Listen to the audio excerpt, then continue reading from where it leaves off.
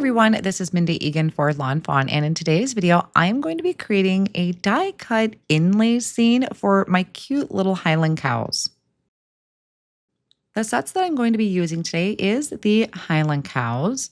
I have swan soirée, totally awesome. I'll be using some scene building elements from that, and then also from the tree before and after and the heart tree. And then for my die cut inlay scene, I'm using riverside backdrop in the portrait orientation. So the first thing I did was I stamped out all of the images that I wanted to use.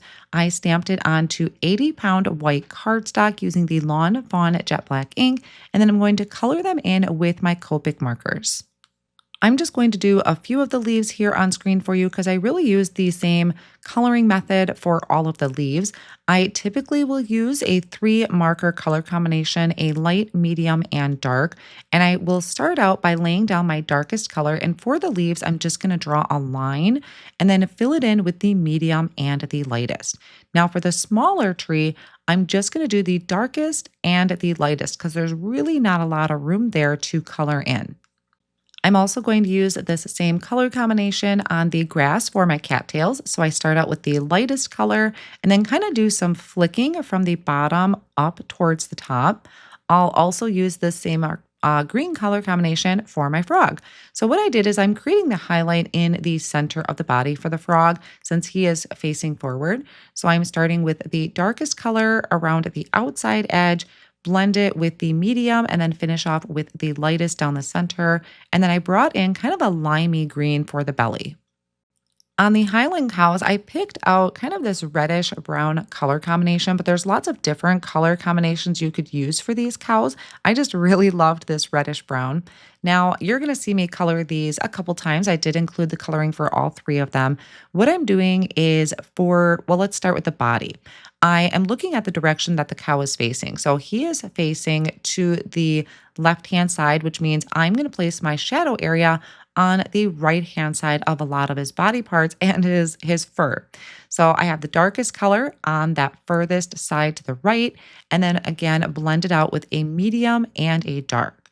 Then I'm going to come in and start working on the second one. This one is facing to the right, which means I'll place almost shadow areas on the left.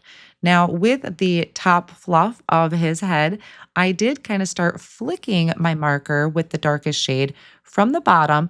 I like to do flicks there. I feel like that gives me more of a textured look.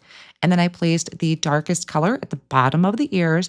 And then once again, putting the darkest color on the left-hand side of the body. So that would be the back of the legs, any of his fur, what do we want to call it? Fur, hair? I don't know what they call it on a cow.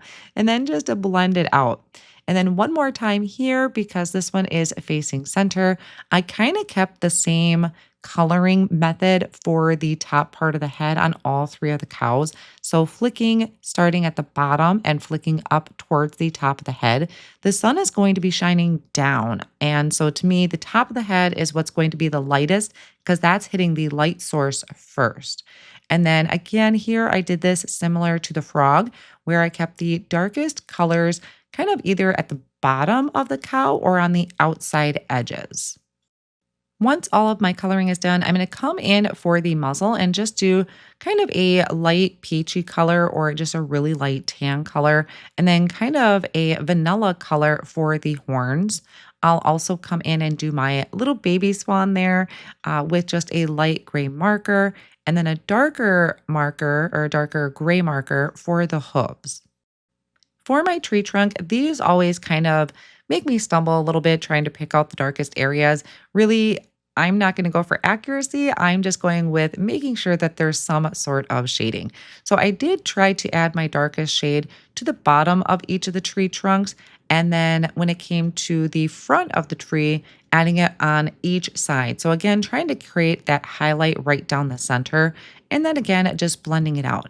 Now, a lot of times I will blend more with a lighter color because then that way I can always come in and add a little bit more of the medium tone to blend it out if I wanted more shading.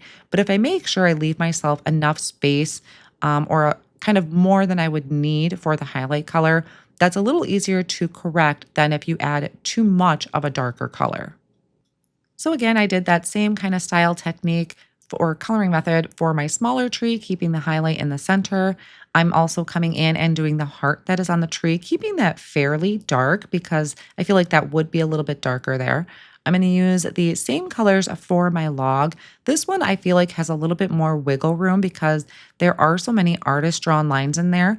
So I really follow along those lines with my darkest shade and then blend out to really give that some highlight areas on the log.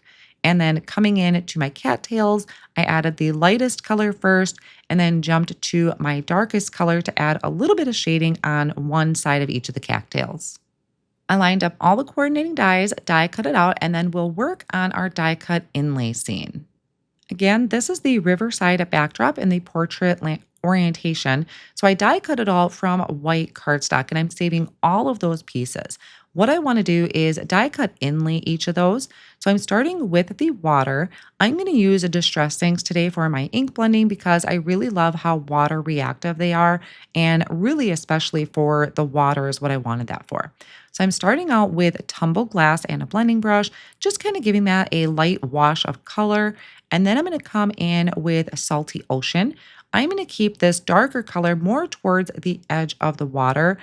To me, if I'm looking at this again, as far as shading, the darkest areas would be on the outer edges and then keeping a highlight in the center. So I try to kind of keep those same shading concepts that I use in my Copic coloring as I do in my ink blending. I'm going to come in now for that main backdrop piece to create my hill or my pasture. This is starting off with a twisted citron. Haven't used that in a long time. Really nice bright green. I do want to keep it fairly light-handed as I get towards the top of the hill. And then I'll come in with mowed lawn. So this one, again, I'm going to add shading to this background by keeping the mowed lawn more towards the edge of the riverbank, because again, that would be where it would be more of a shadow area to me. So once that is done, I will move on to this last piece, which is our sky. This is really quick and simple. I did just one quick pass with the cloudy stencil using whatever leftover ink I have on my brush, and then coming in from the bottom and blending that up. This is so subtle. You could really just add some quick ink blending to that, not even a cloudy stencil. But I do feel like sometimes in person, that cloudy stencil is just a nice fluffy texture to the background.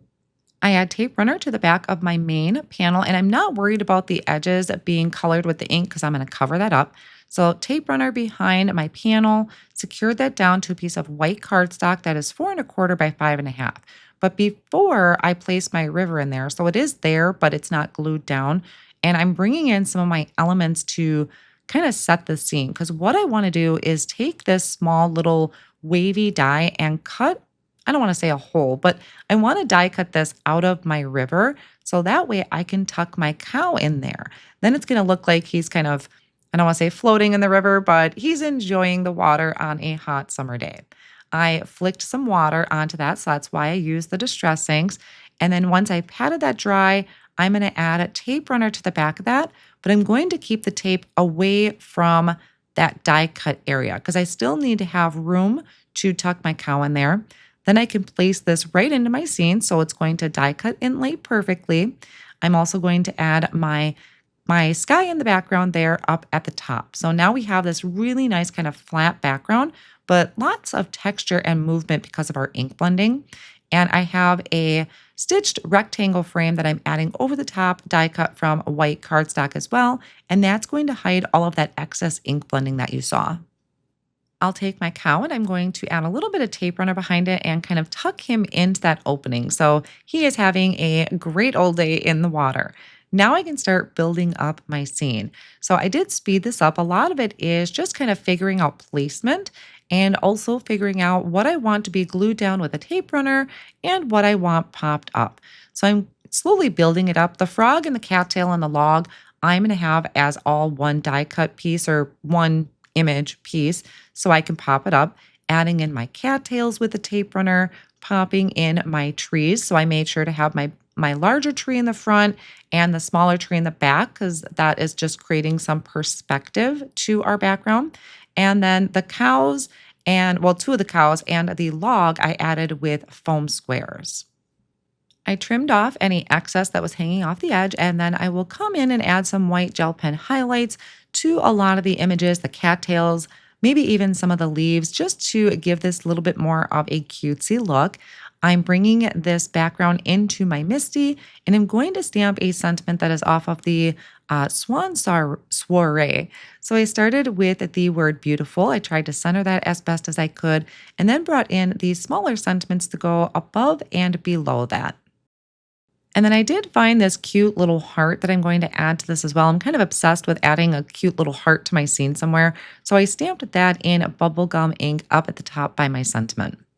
And now we have this really cute scene. So even though I did die cut inlay where everything is kind of nice and flat, I was able to still create texture and movement and perspective by either popping things up or looking at the visuals of larger and smaller images. I hope you all found inspiration in today's video. Thank you all so much for joining me today, and I'll see you again real soon. Bye.